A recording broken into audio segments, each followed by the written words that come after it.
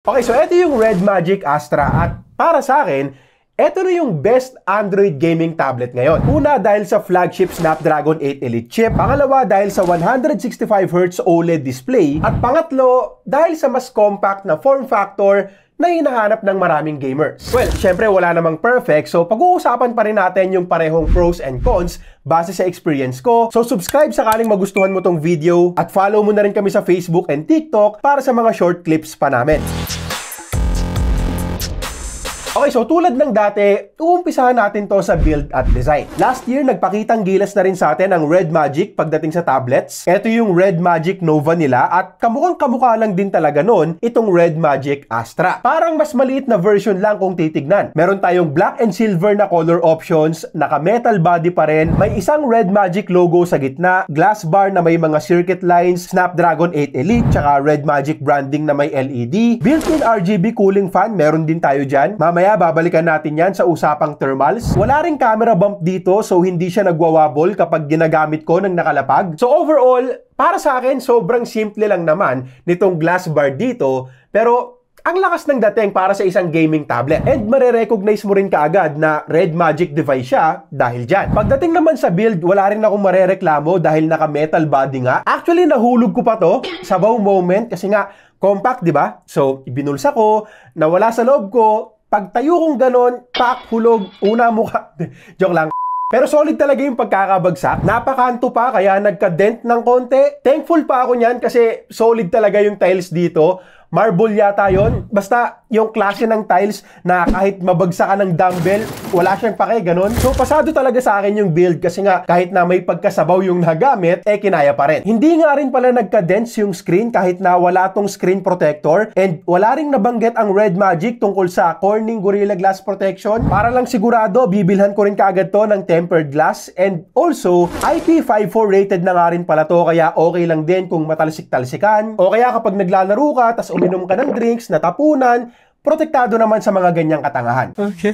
Balik tayo sa compact form factor kasi ito talaga yung isa sa mga main selling points dito. Ang totoo niyan, maraming gamers na interesado sa tablets ang gusto ng mas maliit na size kasi mahirap talagang maglaro sa malalaking tablets. Hindi komportable kahit pa sabihin natin na yung ilang mga games ay may mga tablet mode na control layouts. Like for example, dun nga sa Red Magic Nova nila last time, maganda, very powerful device, so solid yung binibigay sa ating frame rates. Ang kaso, dahil nga malaki, number one, kailangan mo lagi ng table or ng pagpapatungan para hindi ka mangalay. And number two, medyo mahirap abutin yung mga on-screen buttons dahil nga malaki. So dito sa Astra, solve na yung mga problemang yon. Mas malaki kumpara sa mga smartphones natin, so mas immersive tignan. But at the same time, hindi siya yung sobrang laki, so madali mo pa rin maaabot yung mga on-screen buttons, tsaka hindi rin gaanong mabigat. So, hindi rin nakakangalay gamitin. Also, plus din na maraming mas compatible na controllers dito. Tulad nitong GameSir controller ko, mas okay din yung ganitong size pag halimbawang gagawin mo siyang e-book reader. Tulad ko, minsan nagpapanggap-panggap ako, basa-basa ng konti. May Kindle pa nga ako dito para ganap na ganap. Pero, hindi siya masayang gamitin.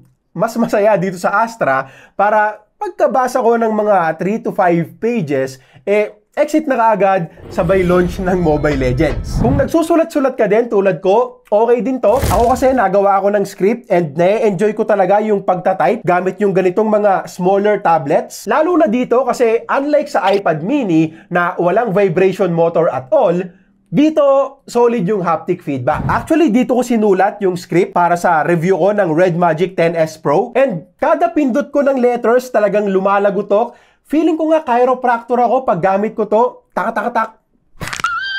Pero seryoso, kung usapang hardware lang naman, talagang mas angat to kumpara sa iPad mini. At dahil nasa kumparahan na lang din naman tayo, isa ring lamang nito kumpara sa iba pang mga compact tablets, ay itong display mismo. iPad mini 7 LCD panel. Lenovo Legion Y700 2025 na isang magandang compact gaming tablet din. Nireview ko rin yan at talagang nagustuhan ko. Kaya lang, LCD panel lang din yung gamit. So dito, honestly, tuwang-tuwa ako kasi nung dumating sa akin to, hindi pa sinasabi ng Red Magic yung specs. Kaya pagka-unbox ko, At pagka turn on ko, nung lumabas yung Red Magic logo at nakita ko na inky blocks talaga yung nasa paligid, na-excite na kaagad ako kasi alam ko na kaagad na OLED panel siya. And yan yung isang bagay na gustong-gusto ko talagang makita sa parehong iPad mini at Lenovo Legion Y700. Also, bukod sa pagiging OLED, ang ganda rin ng ibang mga specs. Bale, 9.06 inch na OLED panel yan with 2.4K resolution, very sharp looking display. Sagad 165Hz yung refresh rate, very smooth, 240Hz touch sampling rate, and 2000Hz naman yung instant touch sampling rate. In terms of picture quality, as expected sa isang OLED panel, pag naglalaro ako ng games dito, nanonood ako ng videos, talagang pansin ko yung vibrant, mas punchy na colors, deep blacks din syempre. Tsaka unlike dun sa ibang mga Red Magic products na sa una naka Widevine L3,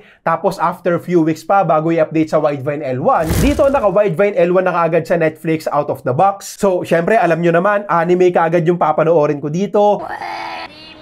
Hero Academia, Black Clover movie na may malupit na fighting scenes. Pinanood ko rin ulit, sobrang panalo. Yung mga vlogs ni Kong TV, pambihira, ang titindi na naman. Mapapa, sana all ka na lang. And nga pala, pagdating sa brightness, yung iPad mini 7, 500 nits. Itong Astra, 1100 nits sa high brightness mode and 1600 nits yung peak. Honestly, sobrang bihira akong gamitin to at full brightness. Hindi rin kasi ako palalabas. At pag indoors naman, 40% lang, maliwanag na rin. But syempre, big plus pa rin na kapag kailangan ko, halimbawang magta-tablet ako sa isang mamahaling coffee shop, bibili ako ng isang kape, tapos doon ako makikicharge at makiki-wifi ng mga 6 na oras. Di halimbawa, coffee shop, tapos open, may sikat ng araw, maliwanag. Sinubukan ko to sa ganon at panalo rin talaga since visible screen pa rin yan kahit sa mga ganong pagkakataon. Mention ko na nga rin pala yung sobrang nipis na side bezels. Again, sa akin okay lang naman yung medyo makapal o di kaya yung diskarte na ginawa nila sa Lenovo Legion Y700. Dalawang sides lang yung medyo makapal kasi nga pwede siyang pagpatungan ng mga hinlalaki natin. However, sa ilang linggong paggamit ko nito, hindi naman ako naka-experience ng mga accidental touch kahit na manipis yung bezels, so okay na okay din sa akin to. Pagdating naman sa speakers, yung mas malaking Red Magic Nova, kung matatandaan nyo, naka-quad speaker setup yon. Dito, dual speakers lang which is expected and understandable naman dahil nga sa mas maliit na form factor. Pero kahit na maliit lang to, kahit na maliit lang tong tablet na to, malakas pa rin yung tunog. Good sounding speakers to be honest, very immersive pag naglalaro ako ng games. Footsteps and gunshots sa mga FPS games, dinig ko din. Ito yung tunog niya kumpara sa latest iPad A16. At ito yung isa sa mga patunay na minsan, size doesn't matter.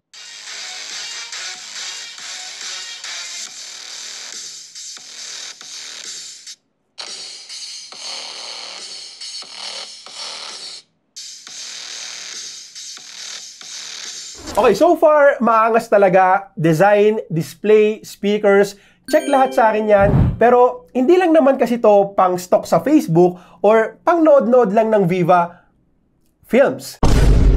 Pinaka-importante pa rin syempre yung performance. So, pag-usapan natin yung real-world gaming experience ko dito, yung max temperature na nakuha ko, at pati na rin yung mga pambato nila na gaming features. Again, Snapdragon 8 Elite yung chipset, flagship ng Qualcomm yan ngayon. LPDDR5T yung memory, UFS 4.1 yung storage. But nakakapanghinayang lang kasi hindi sila nakapaglagay dito ng slot for micro SD card. Hanggang 24 gigs na RAM at 1TB na internal storage naman yung ino-offer nila. Para sa akin, sobra-sobra yung 24 gigs na RAM at siguro ilang taon din bago ko maubos yung 1TB sa ganitong klase ng device. But ililista ko pa rin as a con yung lack of micro SD card slot kasi may mga gamers na talagang sagaran kung mag-download ng games.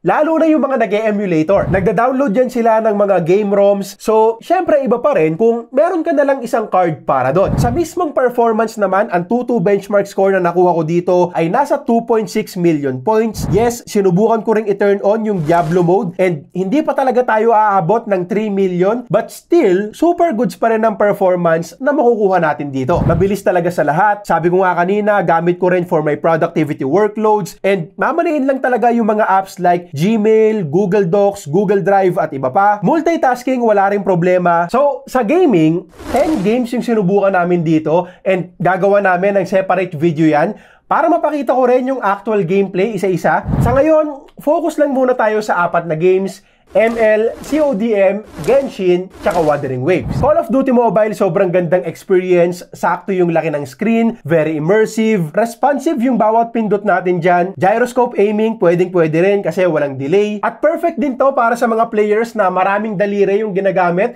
may mga ganun kasi. So super goods din para sa mga pro. Ito yung settings na available and as expected, sagad sa 120 yung average FPS natin sa parehong multiplayer mode and VR mode. May isang problema nga lang akong nakita nung naglaro ako ng Mobile Legends. Honestly, ang ganda sana kasi very immersive yung display, goods yung graphics, ganda rin ang tunog ng speakers lalo na pag sumisigaw ng Legendary!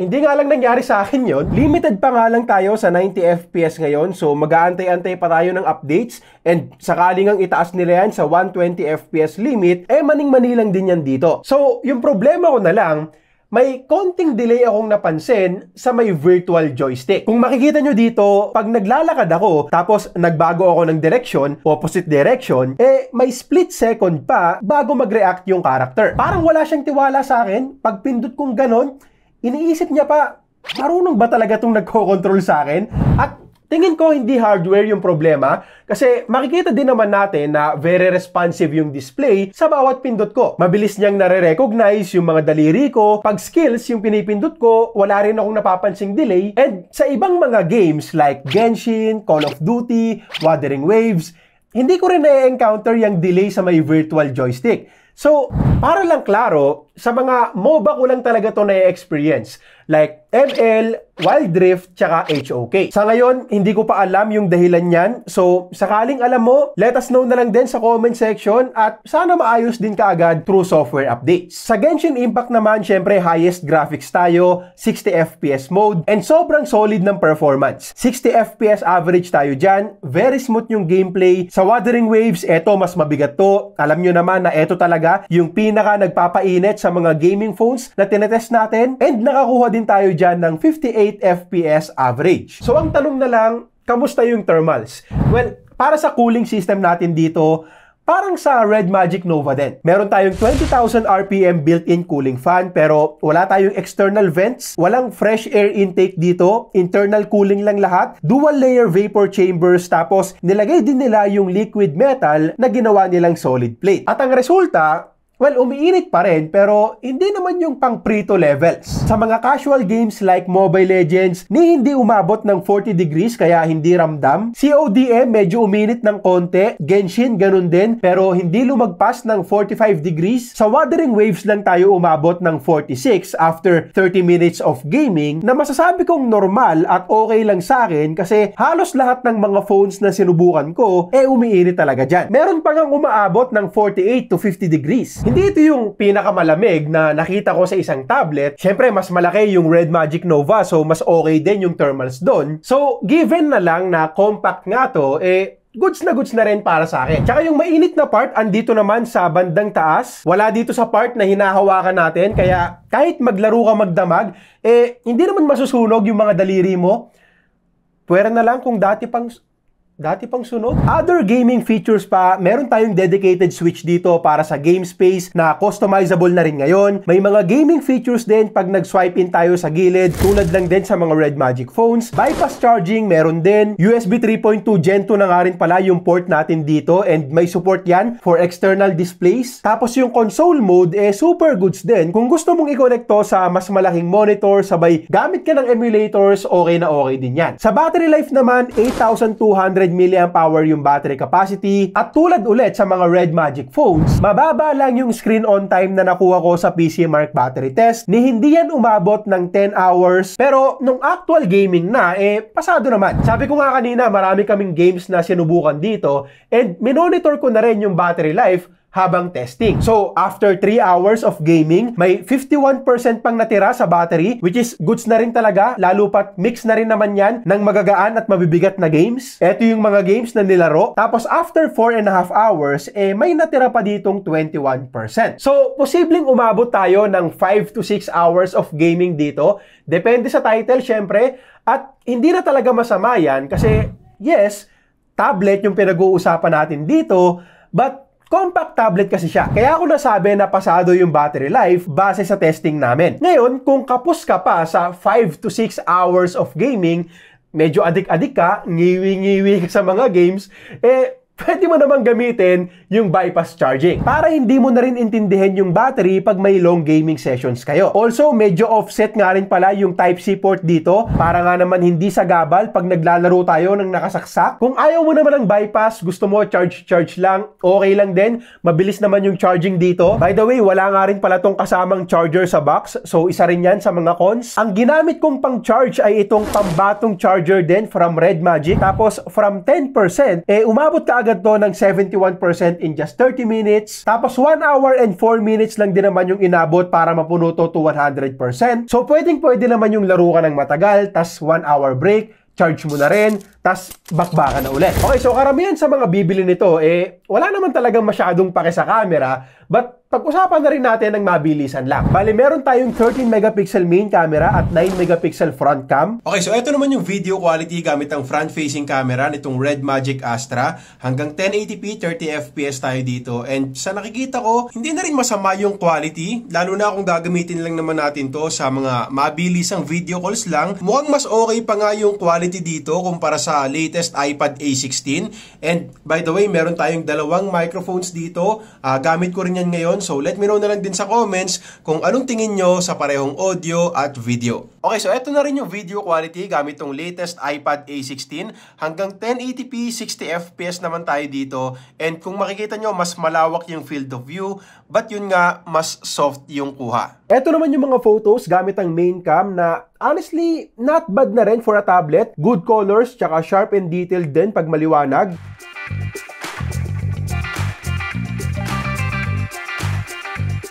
Tapos pagdating sa videos, hanggang 4K resolution yung pwede with EIS. Goods din yung quality, hindi nga lang super stable, but wala din namang gagamit nito pang vlog, so wala rin kaso sa akin yan.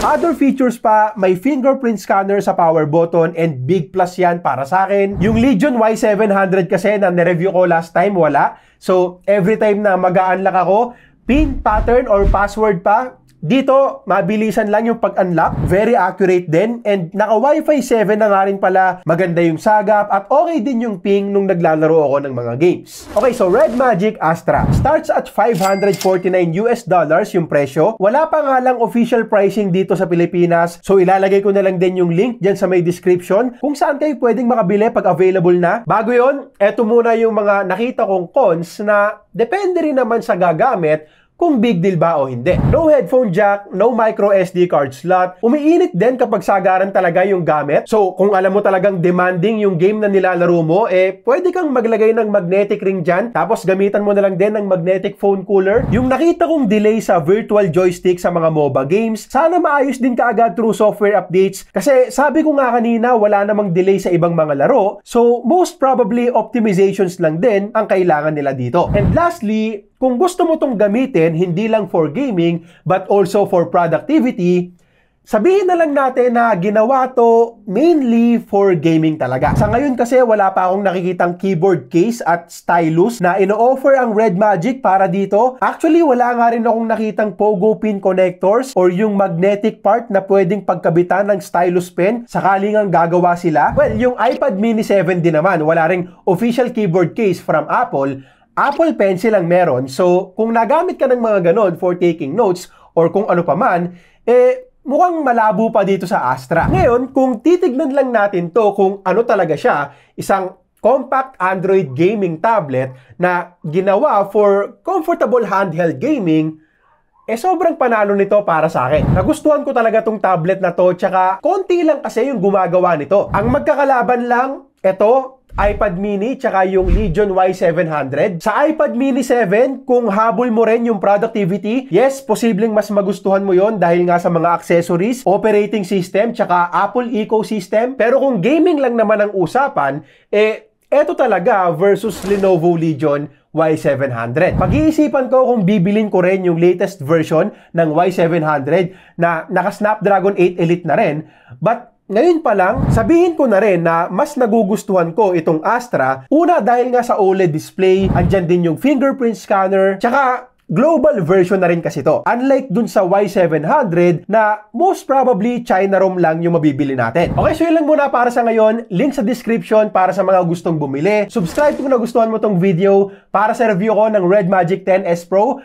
Most powerful gaming phone ng Red Magic ngayon. Click mo lang to. At para naman sa mas affordable na option na Red Magic 10 Air na matay na yung ilaw, click mo lang to.